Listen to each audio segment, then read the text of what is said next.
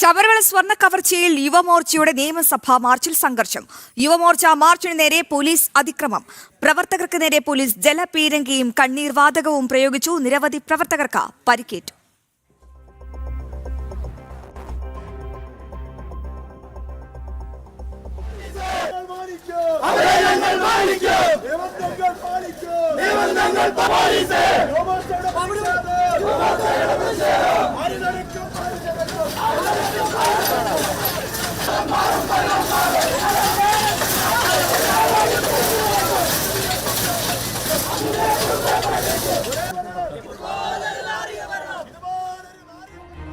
വിവരങ്ങളുമായി ദിസ്ന സുരേഷ് ചേരുന്നുണ്ട്. Disna, very good afternoon. എന്തായാലും തലസ്ഥാനത്ത് ഇന്ന് പ്രതിഷേധം ആളിക്കത്തുന്ന ഒരു കാഴ്ചയാണ് കണ്ടത്. എന്താണ് യുവമോർച്ചയുടെ ആവശ്യം?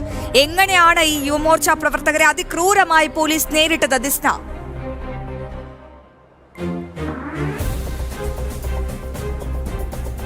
തീർച്ചയായും അശ്വതി സൂചിപ്പിച്ചതുപോലെ തന്നെ ഈ സമാധാനപരമായി നടത്തിയ ഒരു മാർച്ച്, അതിന്റെ ഉദ്ഘാടനം പോലും തുടങ്ങുന്നതിന് മുൻപാണ് പോലീസിന്റെ ഭാഗത്ത് നിന്ന് ഇത്തരത്തിൽ വലിയ രീതിയിലൊരു അതിക്രമം ഉണ്ടായത് എന്ന് തന്നെയാണ്. ജനാധിപത്യ സംവിധാനത്തിൽ പ്രതിഷേധിക്കുവാനുള്ള അവകാശം എല്ലാവർക്കും ഉണ്ട് എന്ന് പറയുന്ന ഒരു സ്ഥലത്ത് തലസ്ഥാന നഗരിയിൽ CPM കോൺഗ്രസ് കുറുവ സംഘത്തിന് നേരെ സ്വർണ്ണക്കൊള്ളയിലെ പ്രതിഷേധിച്ച യുവമോർച്ച നടത്തിയ മാർച്ചിന് നേരെയാണ് ഇത്തരത്തിൽ പോലീസിന്റെ ഭാഗത്തു നിന്ന് ഒരു അതിക്രമം ഉണ്ടായത്. എന്തായാലും 25-ലധികം പ്രവർത്തകർക്കാണ് പരിക്കേറ്റിരിക്കുന്നത് എന്ന് തന്നെയാണ് നമുക്ക് മനസ്സിലാക്കാൻ സാധിക്കുന്നത്. ഇവരെ വിവിധ ആശുപത്രികളിൽ പ്രവേശിപ്പിച്ചതായും നമുക്ക് അറിയാൻ സാധിക്കുകയാണ് അശ്വതി. അതോടൊപ്പം തന്നെ സംസ്ഥാന അധ്യക്ഷൻ മനു പ്രസാദിനുൾപ്പെടെ വലിയ രീതിയിൽ പരിക്കേറ്റു എന്നത് തന്നെയാണ്. അതോടൊപ്പം തന്നെ കണ്ണിന്റെ കാഴ്ച ഉൾപ്പെടെ നഷ്ടപ്പെട്ട ഒരു പ്രവർത്തകയുണ്ട്. അവരെയൊക്കെ തന്നെയും ഇപ്പോൾ ആശുപത്രിയിൽ പ്രവേശിപ്പിച്ചിരിക്കുകയാണ്. സമാധാനപരമായി നടത്തിയ ഒരു മാർച്ചിന് നേരെ ഇത്തരത്തിൽ പോലീസ് വലിയ രീതിയിലുള്ള അക്രമം അഴിച്ചുവിടുന്ന കാഴ്ചയാണ് നമ്മൾ അല്പസമയം മുൻപ് തലസ്ഥാന നഗരിയിൽ കണ്ടത്. എന്തായാലും പ്രതിഷേധം താൽക്കാലികമായി അവസാനിപ്പിച്ചിരിക്കുകയാണ്. പ്രവർത്തകർ പിരിഞ്ഞു പോകണമെന്നൊരു ആവശ്യം തന്നെയാണ് പ്രധാനമായും ഇപ്പോൾ അറിയിച്ചിരിക്കുന്നത്. അതുകൊണ്ട് തന്നെ താൽക്കാലികമായും ഈ പ്രതിഷേധം അവസാനിപ്പിച്ചിരിക്കുന്നു എന്ന് തന്നെയാണ് യുവമോർച്ച പ്രവർത്തകർ പറയുന്നത്. പക്ഷേ വരും ദിവസങ്ങളിൽ വലിയ രീതിയിലുള്ള ഒരു പ്രതിഷേധത്തിന് ഇവർ തുടക്കം കുറിക്കുന്നു. നിരവധി പ്രവർത്തകർക്കുൾപ്പെടെ പരിക്കേറ്റിരിക്കുന്നു എന്നത് തന്നെയാണ് ഏറ്റവും എടുത്തുകൊണ്ട് സമാധാനപരമായി നടത്തിയ ഒരു മാർച്ച്. ആ മാർച്ചിന് നേരെ പോലീസിന്റെ അക്രമം ഉണ്ടാകുന്നു.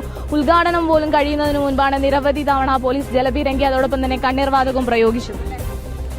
അതെ, തീർച്ചയായിട്ടും ഇതൊരു നരനായാട്ട് തന്നെയാണ് ഇവിടെ നടത്തിയിരിക്കുന്നത്. സമാധാനപരമായി നിയമസഭയിലേക്ക് മാർച്ച് നടത്തിയ യുവമോർച്ചയുടെ നേരെ പോലീസ് അതിക്രൂരമായിട്ടുള്ള പ്രവൃത്തികളാണ് നടത്തിയിട്ടുള്ളത്. അതായത് ഷെല്ല് പ്രയോഗിക്കുക, കണ്ണീർ വാതകം പ്രയോഗിക്കുക, അത്തരത്തിലുള്ള യാതൊരു പ്രകോപനവും ഇവിടെ ഉണ്ടായതായിട്ട് ആർക്കും കാണാൻ കഴിയില്ല. അപ്പോൾ ഇത് ആസൂത്രിതമായിട്ട് യുവജനങ്ങളുടെ ശബ്ദത്തെ അടിച്ചമർത്താനുള്ള പോലീസിൻ്റെ എന്ന് പറയാൻ കഴിയില്ല, കാക്കിയിട്ട കമ്മ്യൂണിസ്റ്റുകാരുടെ ഒരു ശ്രമമായിട്ട് ഇതിനെ കണക്കാക്കാൻ കഴിയുള്ളൂ. ഇതിനെതിരെ യുവമോർച്ച കേരളത്തിൻ്റെ തെരുവീതികളിൽ പോരാടാൻ തന്നെയാണ് തീരുമാനം.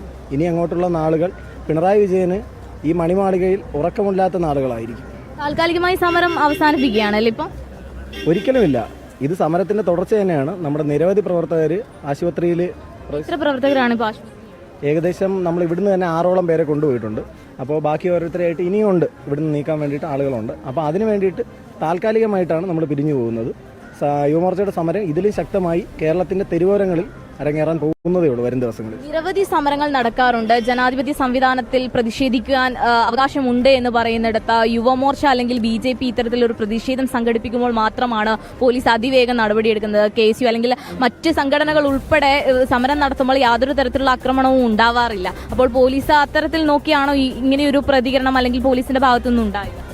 തീർച്ചയായിട്ടും അത് ജനാധിപത്യപരമായി നടത്തുന്ന ജനങ്ങൾക്ക് വേണ്ടിയുള്ള സമരവും PR വർക്കിന് വേണ്ടിയുള്ള സമരവും തമ്മിലുള്ള വ്യത്യാസമാണത്.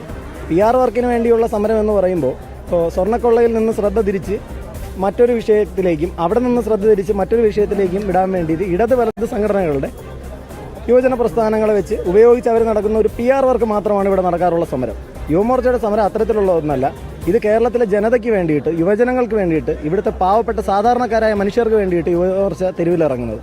അപ്പോൾ അതിനെ പോലീസ് ഇത്തരത്തിൽ തന്നെ നേരിടും. കാരണം ഭരിക്കുന്നത് കള്ളനാണല്ലോ. അപ്പോൾ അത് മാത്രമേ നമ്മളിവിടെ പ്രതീക്ഷിക്കേണ്ടതുള്ളൂ. നമ്മളതിന് തയ്യാറാണ്.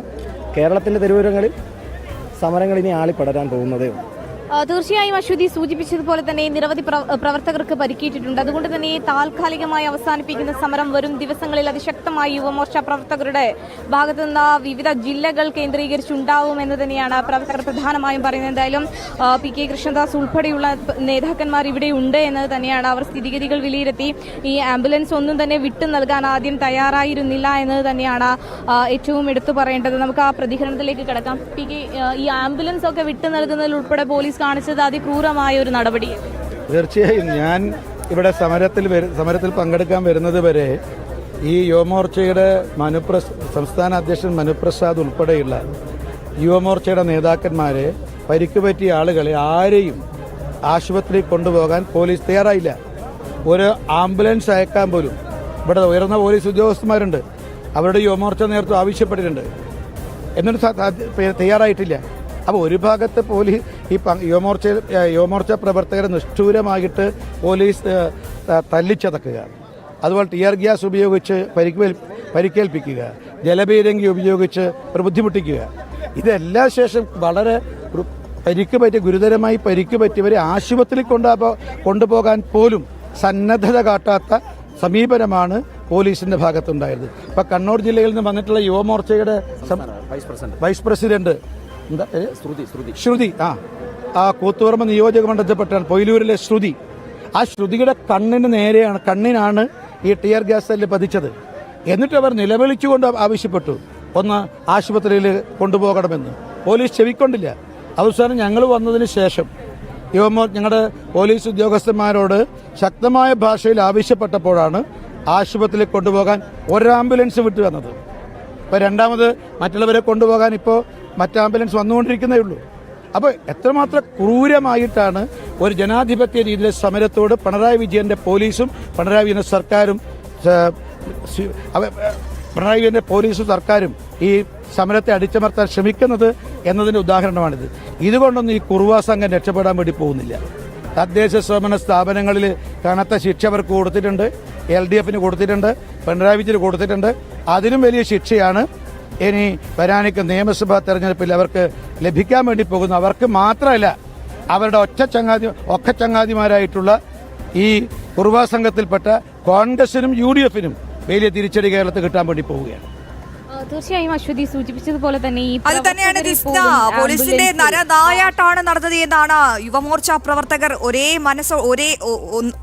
ഒന്നാകെ പറയുന്നത്. എന്തായാലും വലിയ രീതിയിൽ യുവമോർച്ച പ്രവർത്തകർക്ക് പരിക്കേറ്റ് ഒരു ആംബുലൻസ് പോലും ഏർപ്പെടുത്താൻ അവിടെ പോലീസ് അധികൃതർ ശ്രമിച്ചില്ല. ഗുരുതരമായ ആരോപണങ്ങളാണ് പോലീസിനെതിരെ ഉന്നയിക്കുന്നത്.